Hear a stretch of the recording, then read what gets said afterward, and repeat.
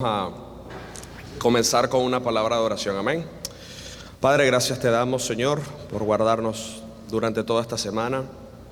Gracias por protegernos, Señor, a todos los hermanos que se encontraban, Dios mío, en sus quehaceres, trabajando en sus casas, estudiando, y también por los que pudimos ir a la conferencia, Señor, por habernos llevado con bien y habernos traído con bien, Señor. Gracias por esas bendiciones recibidas. Y que podamos compartir, Señor, estas alegrías y estas experiencias, estas vivencias tan hermosas con nuestros hermanos, para que ellos puedan también gozarse y puedan animarse, Señor, para que el próximo año podamos ir en un número mayor, porque es una gran bendición estar en este lugar, congregados con tantas personas de diferentes partes del mundo, de diferentes partes de este país, que van con el mismo deseo de crecer en el conocimiento de tu palabra, y de seguir sirviéndote con todo lo que tú le has puesto en su corazón. Gracias te damos, recibe la honra y la gloria por los siglos de los siglos. Amén. Ok, hermanos, bueno, saben que venimos bastante animados y gozosos. Ya después vamos a dar tiempo en el servicio para que las mismas personas que nos acompañaron en la conferencia puedan ellos mismos, ¿no?, testificar de cuán gratificante es ese tiempo, ¿no? Porque en un sentido simbólico es como si nosotros nos apartamos y subimos a un monte, ¿ok? Estamos hablando de estar expuestos a 20 enseñanzas, servicios durante tantas horas seguidas que, bueno, es una gran bendición estar allí y disfrutar de eso. Recuérdense que estamos estudiando la carta a los Colosenses. Sé que hubo un domingo anterior que no pudimos tener una enseñanza por motivo de ausencia, pero vamos a continuar nuevamente con el estudio que estamos haciendo en la carta a los Colosenses. Vamos a comenzar a leer a partir del versículo 15 como para refrescar un poco el contenido. Carta a los Colosenses capítulo 1 a partir del versículo 15. Y bueno, vamos a comenzar a hacer el estudio a partir del versículo 20, que es donde quedamos prácticamente la última vez. Colosenses capítulo 1 a partir del versículo 15. Y refrescamos el contenido. Dice: Él es la imagen del Dios invisible, el primogénito de toda creación, porque en Él fueron creadas todas las cosas, las que hay en los cielos y las que hay en la tierra, visibles e invisibles, sean tronos, sean dominios, sean principados, sean potestades. Todo fue creado por medio de Él y para Él. Y Él es antes de todas las cosas, y todas las cosas en Él subsisten. Y Él es la cabeza del cuerpo, que es la iglesia, el que es el principio, el primogénito de entre los muertos, para que en todo tenga la preeminencia, por cuanto agradó al Padre que en Él habitase toda la plenitud. Y entramos en el versículo 20 que dice: y por medio de Él reconciliar consigo todas las cosas, así las que están en la tierra como las que están en los cielos, haciendo la paz mediante la sangre de su cruz. Entonces vamos a avanzar en el estudio a partir del versículo 20. Esta palabra reconciliación, que de por sí es el nombre que tiene nuestra congregación, fue de hecho un nombre que estaba en el pensamiento antes del mismo pastor Nicolás y el hermano Enrique, que estaban una vez conversando sobre este tema, y realmente representa algo muy importante en el tema del evangelismo. Es normal que una iglesia cristiana tenga un nombre que se identifique, pero que se identifique de por sí como una iglesia evangelística, como una iglesia que muestra allí su misión. ¿Y cuál es la misión de una iglesia? Ir por los perdidos, predicar el evangelio, que las personas sean salvas, sean discipuladas y la gracia del Señor siga aumentando. ¿Ok? Por eso cuando usted ve una iglesia cristiana con un nombre un poquito superfluo o muy general, a veces da mucho que pensar en cuál es la visión de esa iglesia.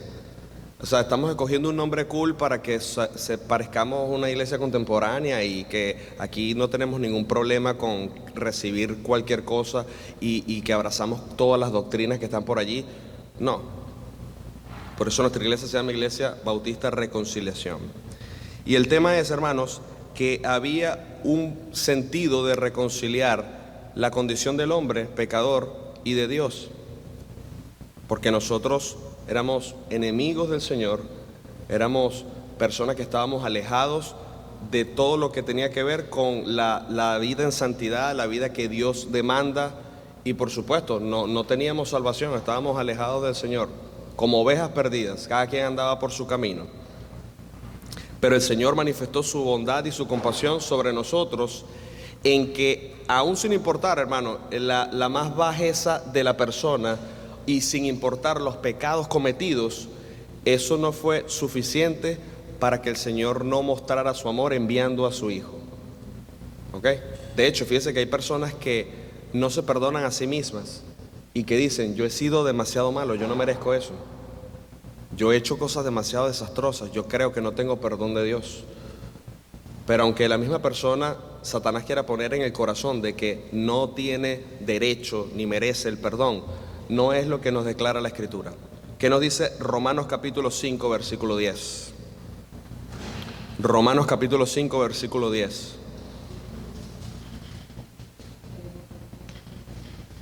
Dice: porque si siendo enemigos fuimos reconciliados con Dios por la muerte de su Hijo, mucho más estando reconciliados seremos salvos por su vida.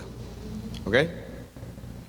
Así que cuando alguien le diga: no, pero yo no soy malo, yo no tengo nada en contra de Dios, el texto dice: porque si siendo enemigos.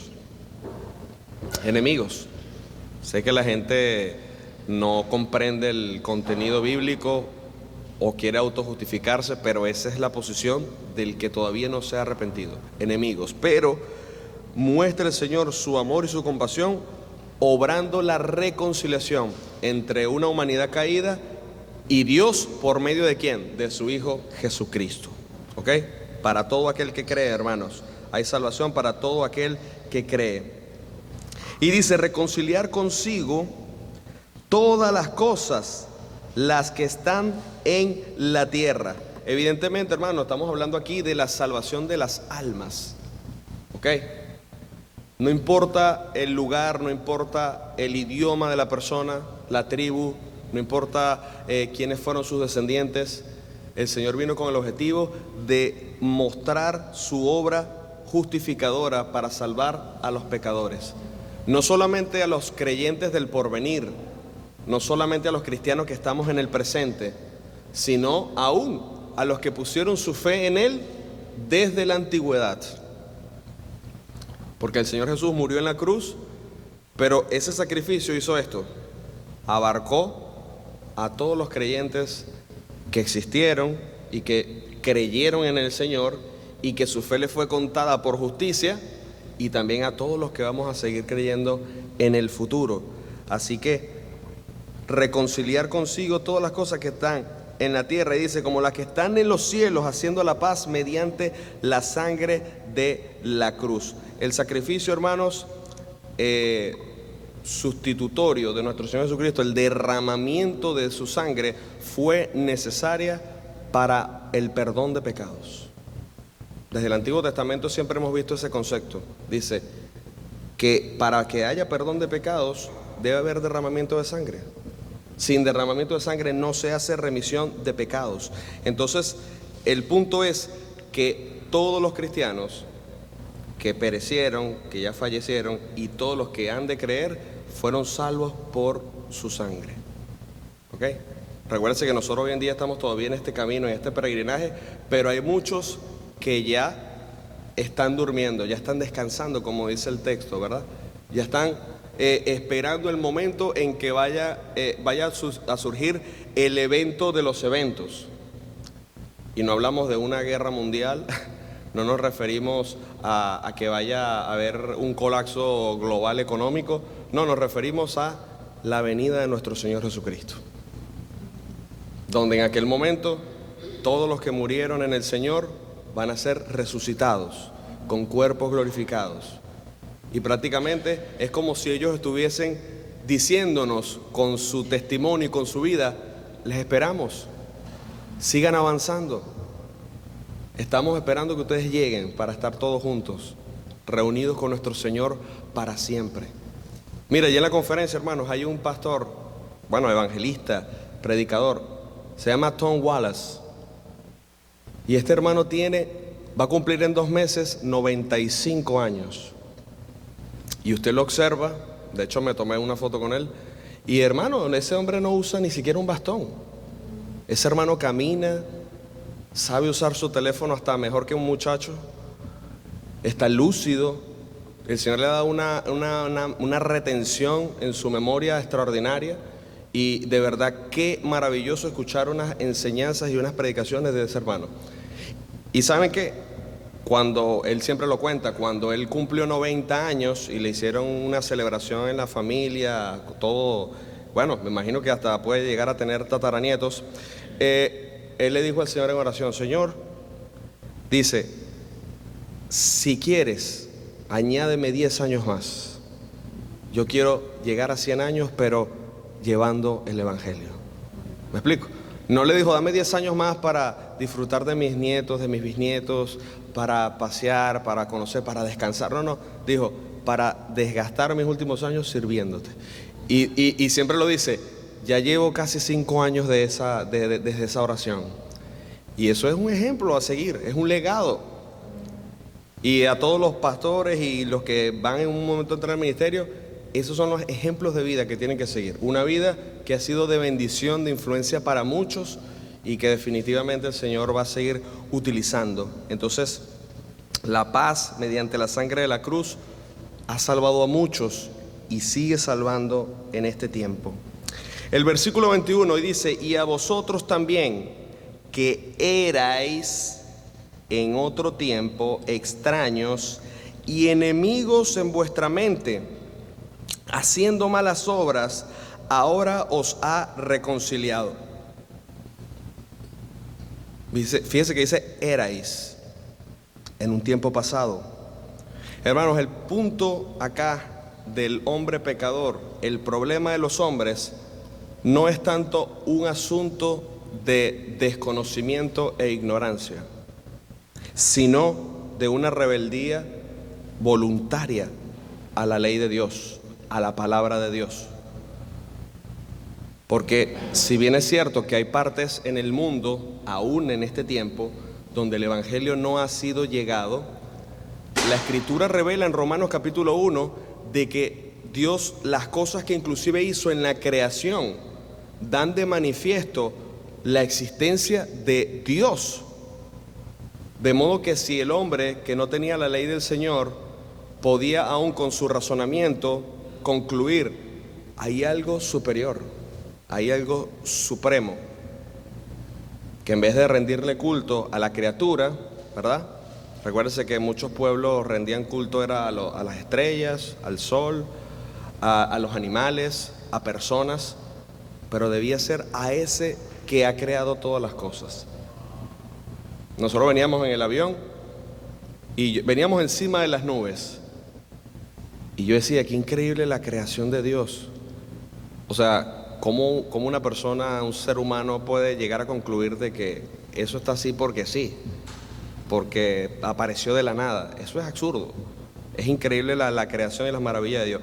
Pero el hombre manifiesta rebeldía en su corazón al no querer creer al mensaje del Evangelio y al pensar de que él está viviendo la mejor vida. De hecho, las personas piensan, no, yo soy feliz así como estoy. ¿En serio? Todos los hombres tienen problemas y dificultades, tienen grandes adversidades, lidian con tantas cosas en el mundo. Pero hermano, no hay nada más beneficioso que pasar dificultades y tribulaciones en esta vida tomados de la mano de nuestro Señor.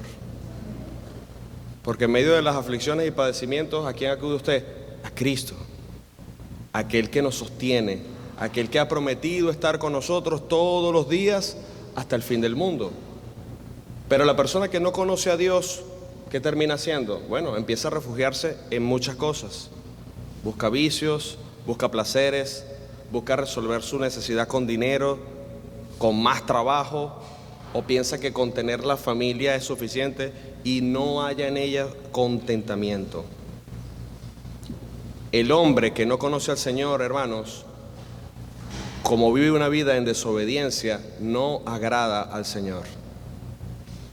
Y usted dirá, bueno, ¿y los cristianos qué? Bueno, los cristianos también deben conducirse piadosamente y viviendo una vida cristiana, porque tal como lo dice el texto en Romanos capítulo 8, versículo 8, dice que los que viven según la carne no pueden agradar a Dios. ¿Ok? Los que viven según la carne no pueden agradar a Dios. Inclusive, hermanos, personas siendo creyentes, puede ser que por descuido espiritual, por abandonar la escritura, por abandonar la oración, por dejar a un lado los preceptos de Dios, por evitar congregarse en una iglesia, usted no tiene alimento, fortaleza espiritual, y aunque usted pueda ser un creyente, puede hallarse en la carne, haciendo cosas que no agradan a Dios. Y es donde el Señor entonces tiene que ir por usted y llamarle y lanzarle allí como una soga, en un sentido simbólico, y alarlo nuevamente, atraerlo, para que no se aleje del remanente donde tiene que estar. Fíjense que en todo tiempo, hermanos, nunca hubo un plan, desde el inicio, nunca hubo un plan de creyentes independientes, de creyentes que estuviesen por allí haciendo lo que quisieran hacer. Siempre todo fue lo mismo, juntos, congregados. El pueblo de Dios, Israel, era el pueblo de Dios. Estaba allí el tabernáculo, estaba allí el templo. ¿Y cuál era la ordenanza para todos los israelitas? Ir, presentarse, presentar ofrendas, adorar al Señor. Pero no decían, esto aplica solamente a los levitas. No decían, la adoración es exclusivamente para Judá. No, todo Israel debía entender el llamado a la adoración. Y cuando se manifiesta el misterio de la iglesia, que de hecho vamos a leerlo más adelante, un misterio que estaba oculto, porque ni los profetas en el Antiguo Testamento comprendían esto, estamos viendo de que el Señor salva personas y los trae a un cuerpo físico, a una iglesia local. De hecho, la iglesia significa los llamados de afuera. Son llamados ¿a qué? A estar juntos, a estar en armonía, a estar congregados. Y cuando usted se aleja de este cuerpo, vamos a decir en un sentido, de esta fortaleza espiritual, usted está exento, hermano, a comenzar a comportarse como lo hacía quizás en el pasado. ¿Por qué? Porque no hay fortaleza espiritual, hermanos. Gente que dice, no, yo busco al Señor a mi modo. Es al modo de la Escritura, es al modo de la palabra de Dios. El texto nos dice que donde están 2 o 3 reunidos en mi nombre, allí estoy yo en medio de ellos. ¿Ok? Aun cuando vinieron las persecuciones más bruscas contra el cristianismo, no era para que cada quien se quedara en su casa como un cristiano independiente. Ellos se reunían, se ponían de acuerdo, aunque fuera de forma clandestina, pero se reunían en grupitos para seguir compartiendo el mensaje del Evangelio. Si no, ¿cómo usted piensa que se sostuvo el cristianismo por tanto tiempo, a pesar de tantas persecuciones? ¿Ok? Entonces, ahora los creyentes, ahora usted como cristiano, con más razón que tiene un conocimiento de la palabra del Señor, debe esforzarse para agradar al Señor con la vida que Él le ha entregado. Recuerda, hermano, cuando usted ha sido salvo, el Espíritu Santo viene a morar sobre usted. Usted es templo y morada del Espíritu Santo. De modo que no podemos darnos la libertad de conducirnos como los que no conocen al Señor, de dejar que nuestro cuerpo sea abrazado por corrientes, por pasiones, por deseos, por cosas que el mundo ve como normal. Porque debemos entender, estamos apartados para el Señor. Ese es el concepto de santidad. Mire, en estas 4 paredes se reúne una iglesia que es el cuerpo de Cristo, y debe ser una iglesia que se presente como santa, sin manchas delante del Señor, pura. O sea, nosotros no vamos a permitir nunca que en este espacio físico se haga algo abominable o detestable, algo que ofenda a la santidad de Dios. Entonces, usted tiene que pensar así de usted mismo. Cuando dejamos que a nuestros oídos, por nuestra vista, empiece a llenarse de cosas que no son santas, entonces nosotros no nos estamos dando cuenta de que podemos estar haciendo cosas que no agraden al Señor. Pero no es lo que piensa el incrédulo.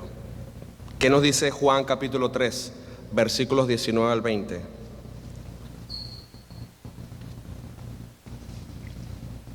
Evangelio de Juan capítulo 3, versículos del 19 al 20.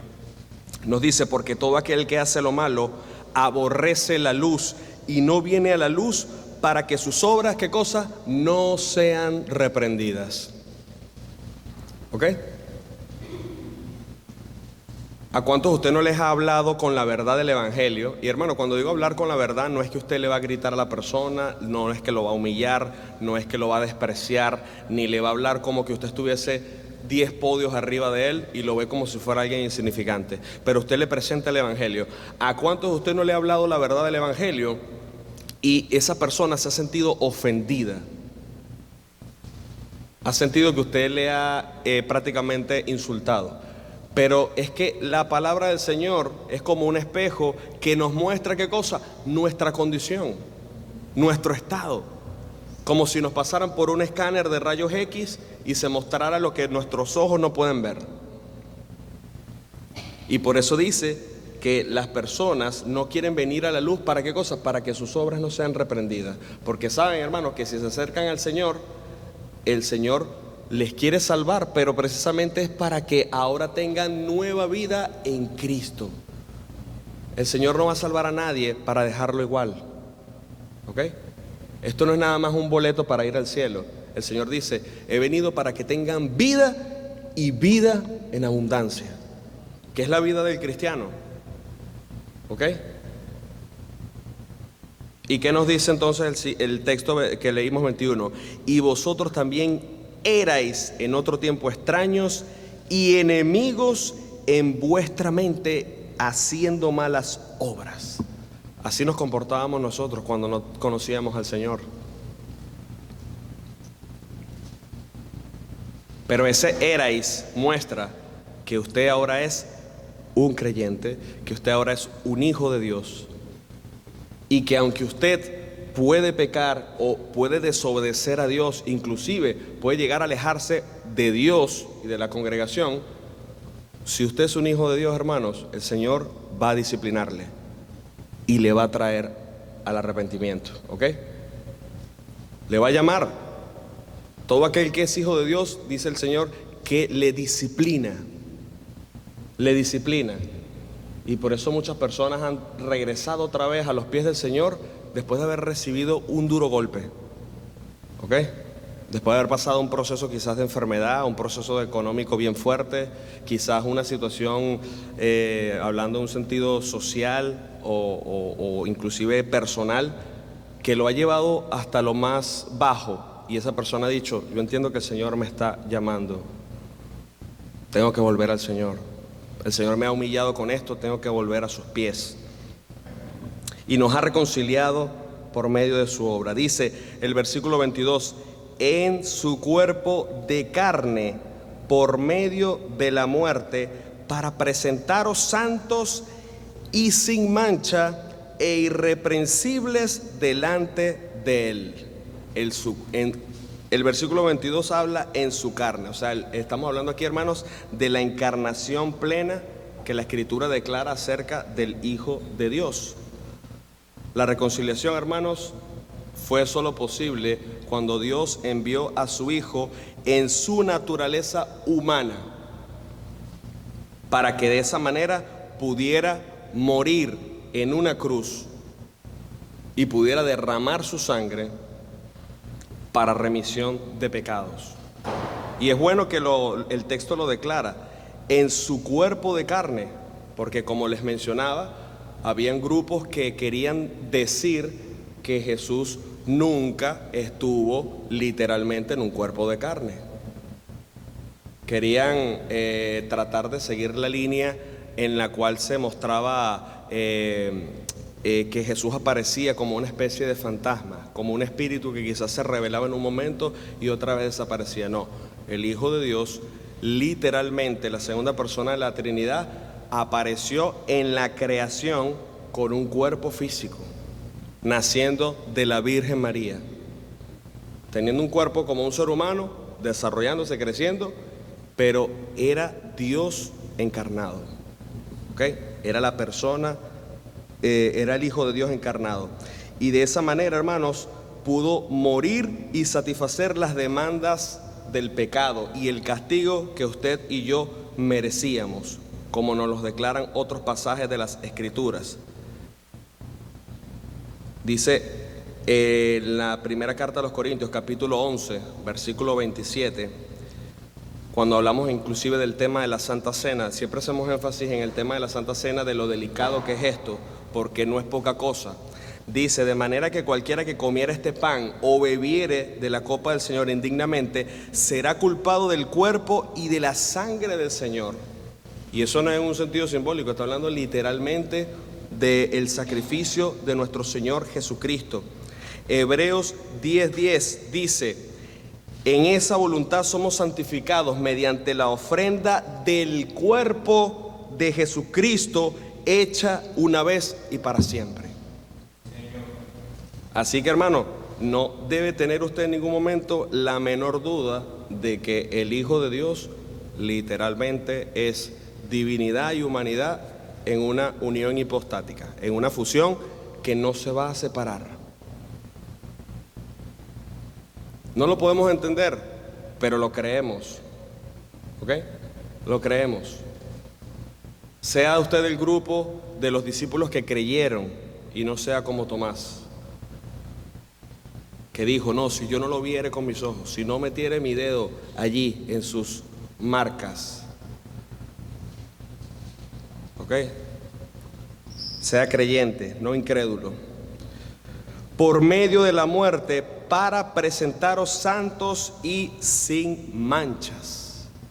Santos y sin manchas. Yo sé que a lo mejor usted viene y lee esto aquí y dice: hermano, pero es que esto es prácticamente imposible. Claro, porque usted lo está viendo en el sentido actual, en su peregrinaje, y es como si usted está mostrando aquí que la Escritura está exigiendo que usted en ningún momento va a pecar.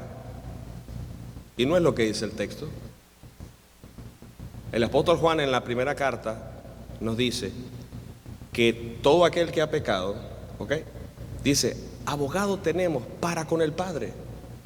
Si confesamos nuestros pecados, Él es fiel y justo para perdonarnos y limpiarnos de toda maldad. Inclusive dice: si alguno dice que no ha pecado, ha mentido. Pero lo que sí es distinguido entre el cristiano y el no cristiano es que el deseo del cristiano es primariamente hacer las cosas bien delante del Señor. A ver, usted si es un verdadero cristiano, ¿acaso usted se levanta y dice: hoy quiero desobedecer a Dios y voy a hacer todo lo que le ofenda? Usted no piensa eso, si usted es un verdadero cristiano.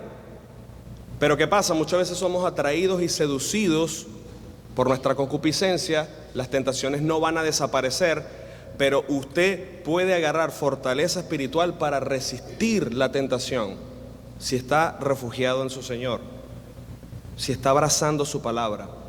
Como una vez un predicador dijo: este libro, hablando de la Biblia, te va a mantener alejado del pecado, o el pecado te va a mantener alejado de ella. Ambas no pueden permanecer juntas mucho tiempo, ¿ok? Una vida haciendo pecado como si nada pasara, y usted a la vez va a la Escritura, algo va a pasar. O la Escritura te aleja de eso, o el pecado te va a alejar de la Escritura. Pero no hay compatibilidad allí. Por eso es peligroso, hermanos, cuando una persona vive una vida desordenada y no quiere arreglar su vida delante del Señor, no quiere confesar sus pecados y se acostumbra a estar escuchando la palabra del Señor y viene a la iglesia y es como si nada pasara. Y se produce una insensibilidad en el corazón de la persona, y eso es bien peligroso. Es peligroso porque llega un momento en que usted entonces piensa que ¿para qué voy a arrepentirme? Si otra vez lo voy a hacer. Y empieza Satanás a poner cosas en su mente en la cual lo pone usted a vivir una vida en más desobediencia y en rebeldía al Señor. Pero ¿qué nos dice Filipenses 2:15? Carta a los Filipenses 2:15.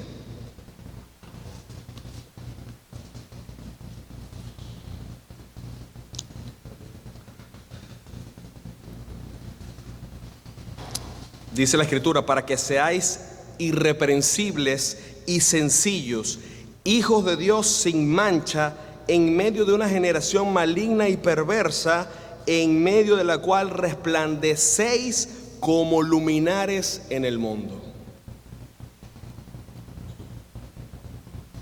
Y fíjese que usa palabras claras, dice, hijos de Dios sin mancha, en medio de una generación maligna y perversa. Y es la realidad, es la realidad. Nosotros estábamos en la conferencia, tomamos un día para poder conocer un poquito Chicago, y estábamos caminando todos, disfrutando los paisajes y todo, pero pasábamos zonas donde la gente estaba fumando su droga al aire libre, y la gente iba caminando vestido de como le daba la gana. Y toda esta situación de estos grupos que quieren mostrar sus inclinaciones y orientaciones sexuales como ellos quieren. Y llega un momento en donde usted va caminando y usted se siente un poco incómodo, porque va con sus niños, va con jovencitos que tienen que estar expuestos a esto. Y la manera en la que usted se siente incómodo y siente que no encaja allí es porque usted no es más del mundo. Y ese celo por las cosas santas de Dios y eso que usted quiere mantenerse alejado de eso, es porque usted ama al Señor y quiere obedecerlo. Por eso es que aquí muestra, hermanos, de presentarnos al Señor santos y sin manchas e irreprensibles delante de Él. Ahora bien, entendamos algo, hermanos. Usted fue salvo, fue justificado, y esta es la primera fase de la salvación. Justificados pues por la fe, tenemos paz para con Dios por medio de nuestro Señor Jesucristo. Pero luego que usted ha sido justificado y ahora usted bíblicamente es un hijo de Dios, es una nueva criatura, usted comienza a vivir la segunda fase de la salvación, que es la santificación, que consta de todo este transitar nuestro como hijos de Dios. Los años que usted vive, hermanos, sean 40, sean 50 años, sean 10. Yo conocí una hermana que creyó en el Señor a los 68 años y falleció hace unos meses atrás. Vivió 10 años para el Señor nada más, pero entregó su vida al Señor. Y aún a esa edad le dijo al pastor, pastor, ¿yo puedo también estudiar en el instituto bíblico? Hermana, claro, ¿cómo yo voy a decirle que no? Y ella invirtió y estudió 3 años en un centro de formación teológico. Cualquiera diría, hermana, ya quédese tranquila, ya usted no tiene edad para eso. Pero ella dijo, no, yo quiero aprender y conocer más al Señor. Mostrándonos de que la edad no es un límite. Pastor, pero es que, sí, o sea, quizás usted no se va a inscribir literalmente en un instituto y se va a ir a otro estado a estudiar, pero hermano, sumérjase en la palabra del Señor. Todos los recursos que estén a su alcance para conocer más a Dios, utilícelos para que usted sea un creyente maduro en la fe, para que usted desee servir al Señor con todo lo que Él le ha permitido tener. Y cuando el título dice aquí, irreprensibles, como digo, no se refiere a una perfección absoluta, hermanos, sino de personas que no se encuentren en cosas que sean dignas de reprensión. ¿Por qué? Porque la Escritura le demanda al Hijo de Dios una manera de vivir, y aún le demanda a personas que tienen un liderazgo dentro de la iglesia o una posición dentro de la iglesia, cuál es la manera de vivir. Por ejemplo, en la primera carta a Timoteo, capítulo 3, capítulo 1, versículo 6, dice el texto: el que fuere irreprensible, marido de una sola mujer, y tenga hijos creyentes que no estén acusados de disolución ni de rebeldía. Esto es un requisito para el obispo, ¿ok? Para el obispo, para el pastor de la iglesia. Y dice marido de una sola mujer. Entonces allí estamos hablando de que hay un pasaje que pone una cláusula. El pastor es esposo de una sola mujer, y si ese pastor en algún momento se encuentra cometiendo actos indebidos, en un pecado, por ejemplo, de adulterio, hermano, eso es un pecado que, aunque no decimos que es un pecado imperdonable, es un pecado que lo descalificaría para la obra. ¿Por qué razón? Porque hay cláusulas. para que ese pastor se considere, ¿qué cosa? Irreprensible. ¿Me explico? No es que el pastor es 100% perfecto y no va a pecar en nada, pero hermano, hay cláusulas. Hay pecados que tienen consecuencias mayores, de las cuales los cristianos deben tener un temor de no incurrir y de no pecar. Porque al final, hermano, los creyentes van a ser presentados al Señor como una virgen pura a nuestro Señor Jesucristo, como nos lo declara la segunda carta a los Corintios, capítulo 11, versículo 2. Segunda de Corintios, capítulo 11, versículo 2, que nos dice: porque os celo con celo de Dios, pues os he desposado con un solo esposo para presentaros como una virgen pura a Cristo. Hermano, este lidiar que tenemos todos los días nosotros con nuestro propio yo, con la carne, con el mundo, con el sistema, con Satanás y la fuerza de las tinieblas, en un momento van a cesar, se van a acabar. Y va a llegar un momento en que usted va a recibir un cuerpo glorificado, va a resucitar con un cuerpo incorruptible. Y eso significa, hermano, de que esta batalla ya usted no la va a tener más en la eternidad, ya usted no la va a tener más en el cielo.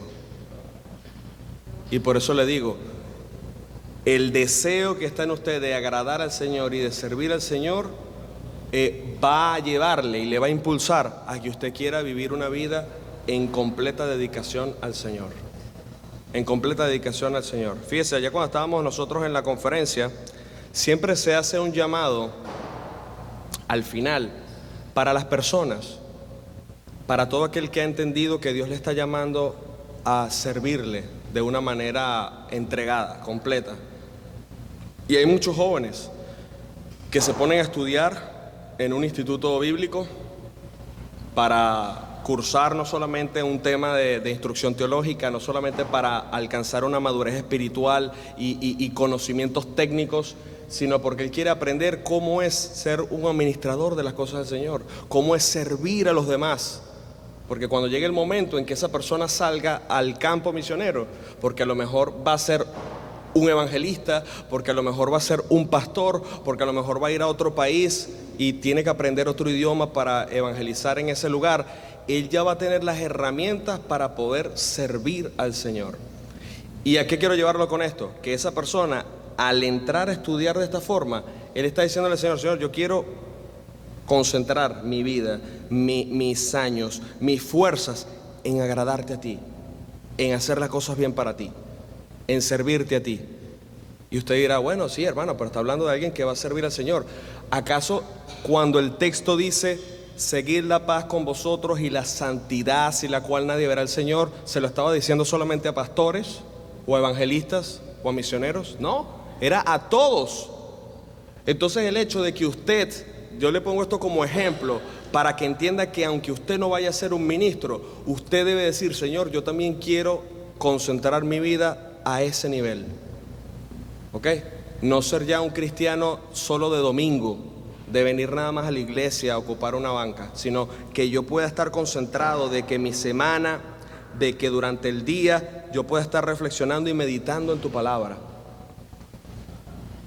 Una vez le preguntaron a Spurgeon, Charles Spurgeon, yo creo que muchos han escuchado aquí Charles Spurgeon, ¿no? Considerado el príncipe de los predicadores. ¿Y por qué era considerado el príncipe de los predicadores? Bueno, porque era un hombre usado grandemente por el Señor, y la cantidad de sermones que ese hombre dejó en su legado, bárbaro. Cualquiera diría que ese sería un hombre de oración, en un sentido de que se metía a orar 3 horas seguidas, etc. Y una vez un joven se levanta y le dice: pastor, yo tengo una pregunta para usted. Quisiera que me pudiese mencionar, usted así como está ministrando al Señor, ¿cuánto tiempo usted ora? Más o menos aproximadamente, para yo tener una idea. Porque este joven seguramente dijo: bueno, voy a analizar. Si este hombre me dice 2 horas o algo, wow, voy a tener que esforzarme. Si me dice 1 hora, bueno, también tengo que seguirme esforzando. Y el hermano Spurgeon le dice: mira, mis oraciones no llegan a durar normalmente más de 5 minutos. Y este joven se asombra y dice: ¿what? Él pensaba que le iba a decir 3 horas, 2 horas. No. Pero él dice, pero no pasan 5 minutos sin que vuelva a estar en comunión con el Señor. ¿Qué quiere decir esto? Que este hombre, a pesar de que no hacía extensas oraciones, mantenía una vida en constante meditación de la palabra del Señor. Porque mire la diferencia. Si usted hace oraciones breves, pero usted está constantemente en el día con un espíritu de abrazar la palabra del Señor, de estar orando por el Señor, aunque sea en su mente, eso es aún más valioso de alguien que puede orar 10, 15 minutos o 20 minutos en la mañana y después usted durante su día como si Dios no existiera. ¿Ok? Y esto lo que quiere decirnos es que en cuanto a la vida del cristiano espiritual, debe ser una vida, hermanos, en que la persona durante su día esté constantemente meditando en las cosas espirituales. ¿Acaso no es lo que nos dice el Salmo capítulo 1? Bienaventurado el varón que no anduvo en consejo de malos, ni estuvo en camino de pecadores, ni en silla de escarnecedores se ha sentado, sino que en la ley de Jehová está su delicia, y en su ley medita de día y de noche. Medita de día y de noche. O sea, es algo, hermanos, que nosotros tenemos que atesorar como, Señor, esta es la vida que tú quieres que yo viva. Y lo más maravilloso de esto no es nada más que dice que en su ley medita de día y de noche, sino que promete grandes bendiciones a los que se conduzcan de esta forma. Porque el texto dice, será como árbol plantado junto a corrientes de aguas, que da su fruto a su tiempo y su hoja no cae, y todo lo que hace prosperará. Prosperará. Y no solamente en el sentido de dinero o riquezas, que también puede ser, sino en el sentido espiritual, en el sentido de tener contentamiento, de tener paz, de tener mansedumbre, de tener humildad, de tener compasión, de tener amor, de saber perdonar. Todo eso, hermano, es bendición que le alcanza a aquellos que viven una vida piadosa. Y dice el versículo 23, estamos en Colosenses capítulo 1, versículo 23. Dice, si en verdad permanecéis fundados y firmes en la fe y sin moveros de la esperanza del evangelio que habéis oído, el cual se predica en toda la creación que está debajo del cielo, del cual yo, Pablo, fui hecho ministro. Es algo bien interesante, hermanos, leer que Pablo está durante muchos versículos mostrando cómo es también la cualidad o la característica del cristiano. Y el versículo 23 dice, si en verdad permanecéis fundados y firmes en la fe. ¿Y por qué vemos esta cláusula aquí? ¿Por qué vemos este comentario que nos pone en alerta? Porque, bueno, hermano, existe la posibilidad de que una persona pueda caer en apostasía.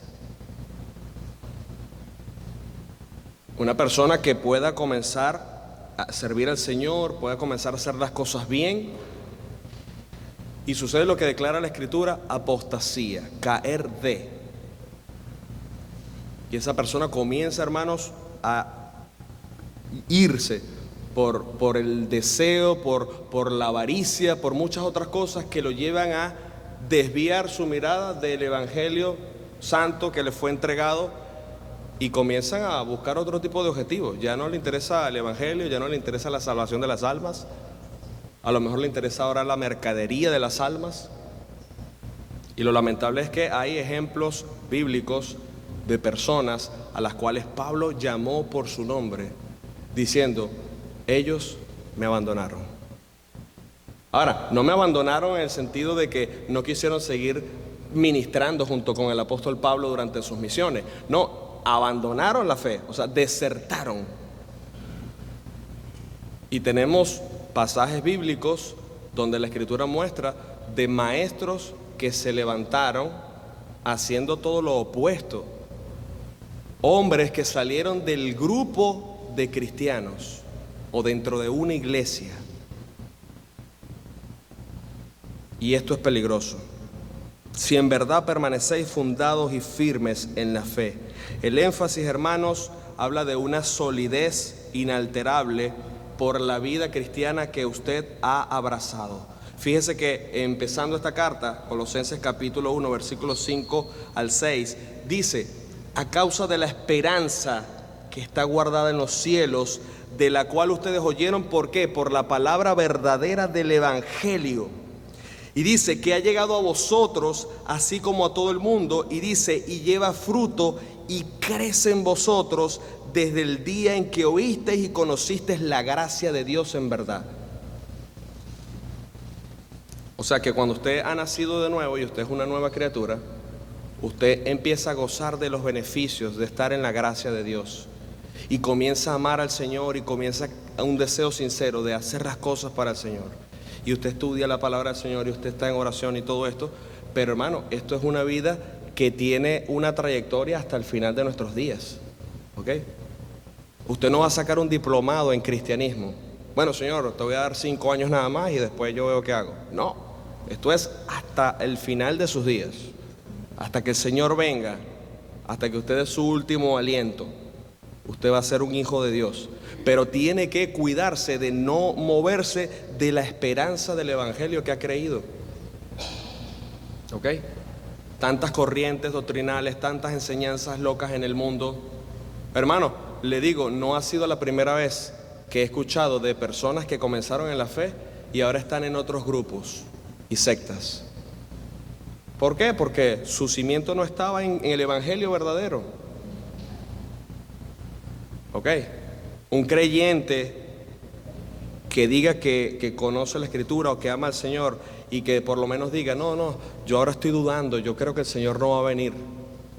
¿What? Se supone que esa es la esperanza en la cual usted fue llamado, en la que usted creyó. Usted creyó de que iba a ser salvo por sus pecados, de sus pecados. Usted creyó de que usted cuando muriera iba a estar con el Señor. ¿Cómo se empieza a perder eso? ¿Cómo se empieza a desaparecer ese deseo y esa pasión por el Señor? Descuido espiritual, alejamiento de las cosas espirituales. Entonces, tenemos que mantenernos allí firmes y la esperanza, hermanos, que nos orienta a nosotros a siempre poner nuestra mirada en las cosas de arriba. El mundo siempre va a estar activo, buscando ocuparnos y mantenernos distraídos, buscando mantenernos entretenidos para que nosotros desviemos nuestra mente de las cosas verdaderamente importantes, las cosas eternas. ¿Por qué cree usted, hermano, que el Señor dice y siempre aconsejaba a las personas, poned la mira en las cosas de arriba, hagan tesoros en el cielo, no en la tierra? Nos da el ejemplo de aquel hombre rico que estaba haciendo y almacenando bienes y riquezas y fortuna. Y dice, alma mía, come, goza, bebe, porque mucho, tienes para muchos años. Y el Señor dice, necio, esta noche han venido a pedirte tu alma. Y dice, y lo que has provisto, ¿de quién será? Y el Señor muestra, esta es la conclusión. O sea, ¿de qué le vale al hombre que gane el mundo entero y pierda su alma? ¿Ok? Habla de que el objetivo de la vida no es tener muchas posesiones, sino más bien ser rico para con Dios. Ser rico para con Dios. De hecho, en Colosenses mismo, en esta misma carta que estamos estudiando, nos estamos adelantando un poquito, pero en el capítulo 3, versículo 1 dice, si pues habéis resucitado con Cristo, buscad las cosas de arriba, donde está Cristo sentado a la diestra de Dios. Pablo no le puede pedir esto a un incrédulo. Pablo no le va a pedir esto a una persona que todavía no conoce el amor de Dios, pero sí se la puede pedir al cristiano, al que ha entendido el Evangelio. Pero el texto dice como con una condición, si pues habéis resucitado con Cristo. Porque hermano, dentro de una iglesia pueden haber personas que todavía no son creyentes. Nosotros estábamos en una conferencia bastante numerosa Y un predicador siempre, normalmente al final, hace un llamado, una invitación para que si alguien que ha asistido a ese lugar no es creyente y entendió el mensaje de salvación, si quiere venir al arrepentimiento. Y sí, hubo como 3 personas que públicamente hicieron una profesión de fe y dijeron que habían creído en el Señor, se habían arrepentido. Amén, damos gloria al Señor por eso. Pero a veces usted no se pone a pensar, de todos los que estaban allí, quizás había un número mayor de gente que no era creyente todavía, bien sea por pena, bien sea por el que dirán, o porque sencillamente no quieren creer todavía, y se quedaron y se fueron quizás igual a sus casas. Entonces, ¿a qué quiero llegar con esto? Que podemos tener asistentes, inclusive frecuentes, constantes, asistiendo a una iglesia por semanas, por años, y todavía no son salvos. Entonces la persona dice, pero es que yo no me siento así, yo no tengo deseos de orar, a mí no me llama la atención la palabra del Señor, y siempre como si no encontrara sentido a las cosas de Dios. Por eso dice el texto, si pues habéis resucitado con Cristo, busca las cosas de arriba. Por eso alguien que no conoce al Señor, hermano, muchas veces lee la Biblia y a veces dice, ¿qué es esto? Yo no comprendo esto, yo no entiendo esto. Están como aquel eunuco etíope, leyendo pero no comprendía. ¿Y qué era necesario? Que un hijo de Dios se presentara y le declarara la verdad revelada para que la pudiera entender. Porque el Señor estableció, ¿verdad?, salvar a las personas por la locura de la predicación, por la locura del Evangelio. Sí, es cierto, hay personas que han agarrado la Biblia y la han leído y ellos mismos empezaron a hacer razonamientos y lógicas. El Señor llamó a muchos así al arrepentimiento. Pero hay otros que leen y dicen, yo no le encuentro sentido a esto. Y de repente vienen y pasan la página y entonces leen cuando aquella burra le habló a Balaán. Y dicen, pero ¿qué es esto? ¿Ok? Y de repente vienen y pasan la página y entonces ve que Jonás fue tragado por un gran pez. Y dicen, ¿pero qué es esto? Empiezan a ver cosas que dicen, esto parece ilógico. Pero el cristiano que dice, wow, increíble Señor, mira cómo tú obraste aquí, mira el milagro manifestado. Usted lo cree porque usted tiene fe y cree todo lo que el texto dice, porque toda la escritura fue inspirada por Dios, útil para enseñar, para redarguir, para instruir en justicia. Pero no todos, hermanos, van a ser creyentes, no todos van a ser de la fe, pero siempre el llamado es, si usted es un hijo de Dios, busque las cosas de arriba, abrace las cosas de arriba. Lo hemos dicho en otras ocasiones, hermanos, cuando usted llegue al cielo, a usted no le van a contar cuánto dejó en la cuenta. No va a contar si usted pagó la casa completa o la dejó a medio pagar. No le van a contar, es que se pudo comprar 2 vehículos en la tierra. No le va a contar cuántas ropas pudo donar después que se fue del mundo. ¿Qué va a contar? Todo lo que hicimos para el Señor. Y eso incluye toda la vida cristiana, hermanos. Eso es ganar almas, eso es servir al Señor, eso es ayudar al necesitado, eso es cuidándonos los unos a los otros, porque todo esto aporta a lo que el Señor va a darle de mérito y de recompensa a todos cuando estemos en la eternidad.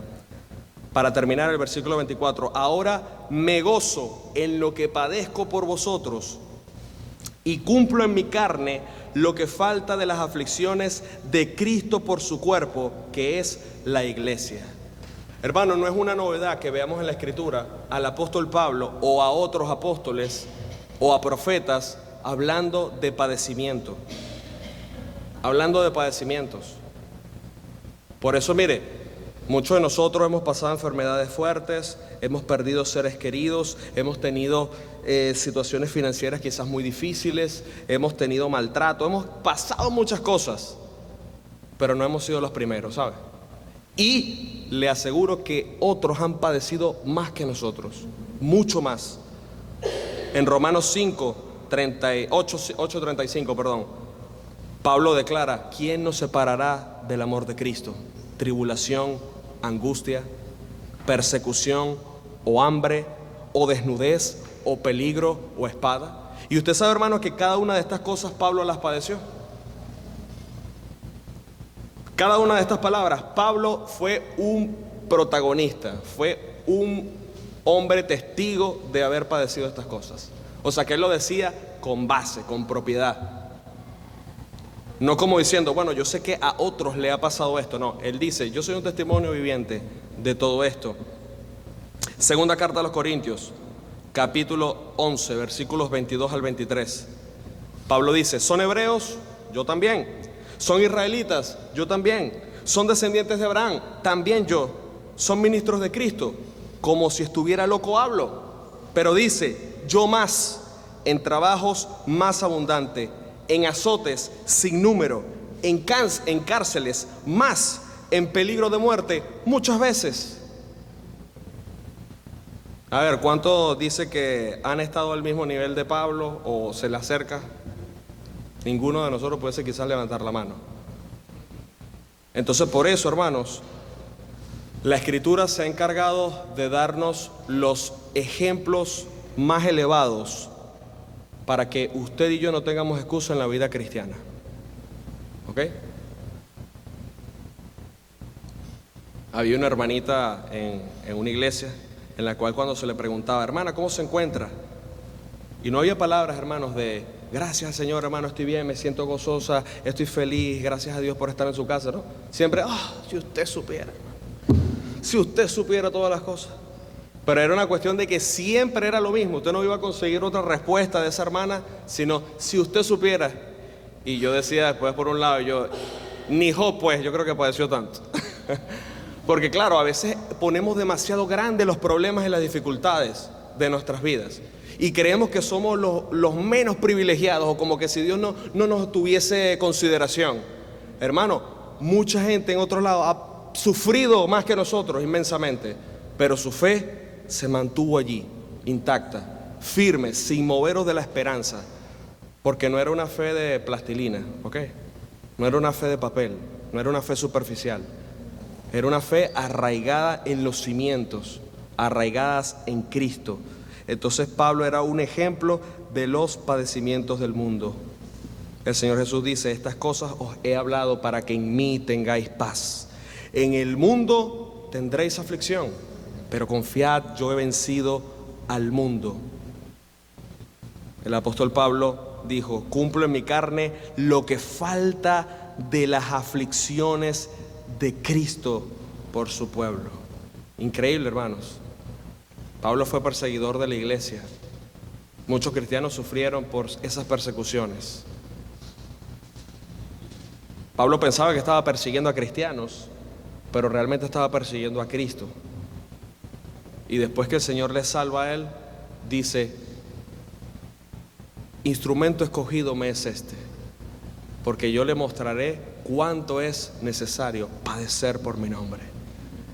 Entonces fíjense, todos los padecimientos que el apóstol Pablo sufrió en un sentido técnico, no era solamente como resultado de que él en el pasado hizo eso tan malo, no, sino que si el mismo Cristo, Hijo de Dios, fue aborrecido y fue crucificado, si este hombre venía a continuar el legado y a hablar el evangelio de Cristo, no iba a recibir flores, no iba a recibir una alfombra roja cuando fuera a predicar en la ciudad, iba a recibir persecución y sufrimiento. Pero como él dice, para mí el vivir es Cristo, el morir es ganancia. Un hombre que estuvo dispuesto a morir por su Señor. Que esa sea la fe que tengamos todos nosotros. Amén. Gracias, Padre, por este día y por este tiempo de escuela dominical, Señor. Gracias por tu misericordia, por tu bondad, Señor. Gracias por mostrar tu compasión, Señor, sobre nuestras vidas. Gracias por el evangelio, Señor, que nos salvó. Gracias por tu sangre derramada en la cruz, Señor, que trajo redención a este mundo, Señor, y que de tal manera amaste al mundo que enviaste a tu Hijo a morir por amor a nosotros. Bendice, Señor, este tiempo de servicio. Bendice este tiempo, Señor, de adoración, y que el tiempo de la predicación de tu palabra, Señor, sea para seguir recibiendo más de ti. En el nombre de Cristo Jesús te lo pedimos. Amén.